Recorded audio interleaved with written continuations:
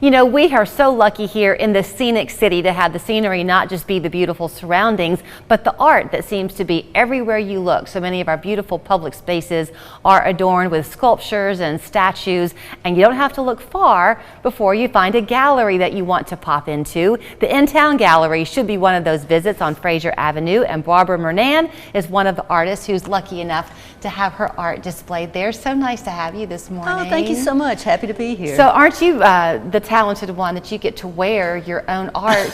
The necklace that you're wearing today is one that you made. It is, and then if you look at my business card, it says "Art You Wear." I love it. And you certainly do. That's the beauty of art, is that it's whatever your particular gift is. You know, you can find a way to express it. And with the visual arts, people can forget sometimes that jewelry is a part of that.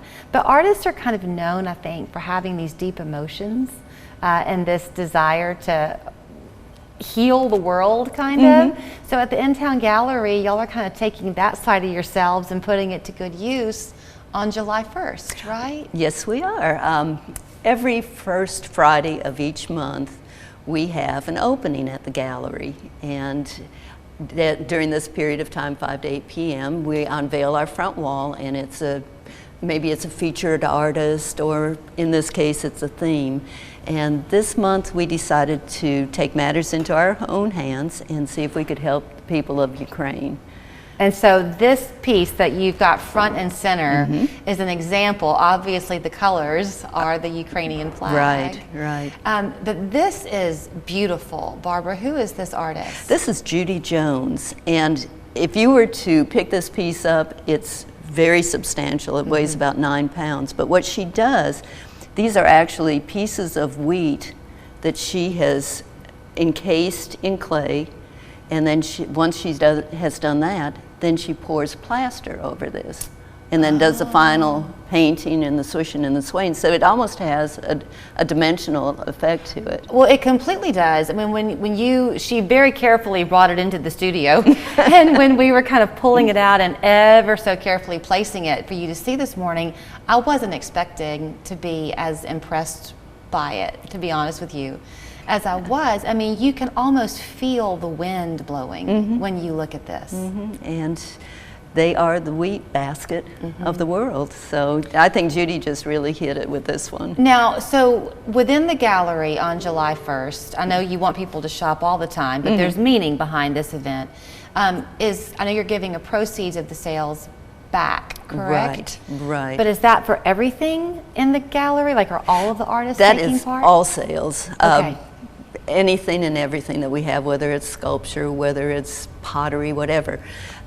All the sales on that particular evening, 10% of those sales will be given to the Ukraine Gospel Church here in Chattanooga. Okay. So I don't know if you were even aware that we had a church here in Chattanooga. The only reason I became aware, as I was telling you earlier, my daughter's school was part of something that back in April did a benefit for Save the Children in Ukraine, and my husband and I were involved with it, and we began to have conversations with some churches. And there are a number of Ukrainian nationals who live in Chattanooga, and yes, there are churches. Well, we just felt like it would be a good way for us to work through them, and they in turn will funnel whatever we raise directly to Ukraine. Right. And so it may not be a lot, but we're going to do our fair share to maybe help with some food or maybe some blankets or just something to give them comfort. And I know that it might sound like a silly thing to say, but like y'all just were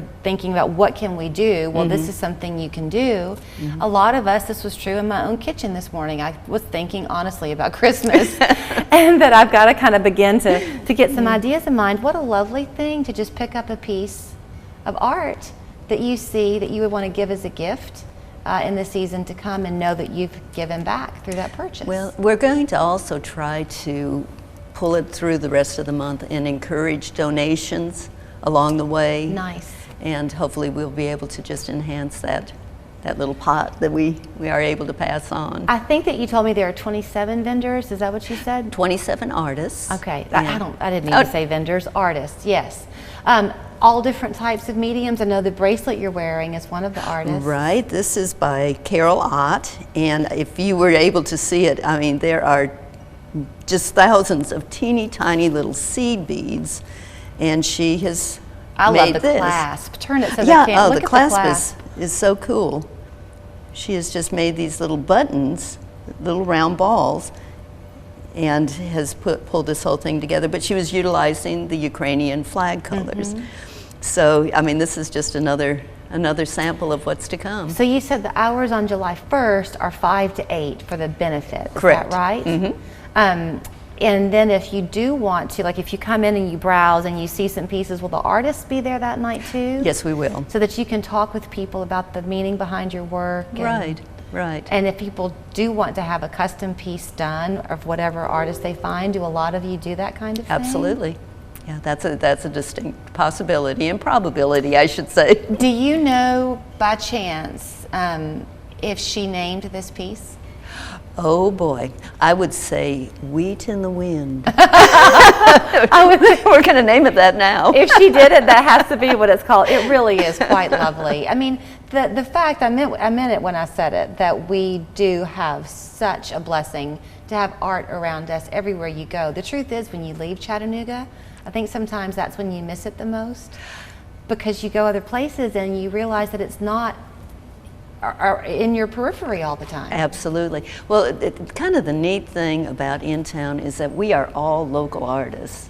And it's an artist cooperative that has been around for 48 years. We're one of the oldest ones in the United States. Really? And we have had artists come through, you know, over the course of the years. And we're always welcoming new artists that are, maybe they're just launching their career, maybe it's a situation to where you finished one career and you're repurposing yourself for another. Right.